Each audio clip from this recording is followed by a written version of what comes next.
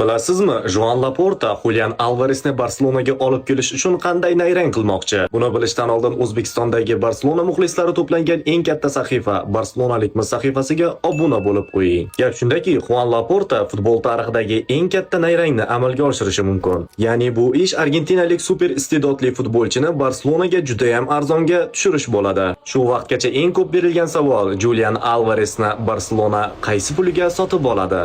Ammo Barselona uni ko'plab pullar evaziga emas, aqlli strategiya evaziga sotib olishi mumkin. Bu ishda Laportaning yashirin qiroli Matteo Alemani. Tanishing, Atletico Madridning yangi sport direktori. U avval Barselonada bir necha yillardan buyon sport direktori vazifasida ishlab kelgan. Bularning barchasi mantiqiy, shunchaki Laporta Alemaniga Julianni bizga arzonroqqa olib kelasan deya aytgan bo'lishi mumkin. Chunki Alemani Barselonani hech qanday sabablarsiz yaqin yillarda tark etgan edi. Siz qanday fikrdasiz? Julian Alvares Barselonaga keladimi? Fikrlaringizni izohlarda yozib qoldiring.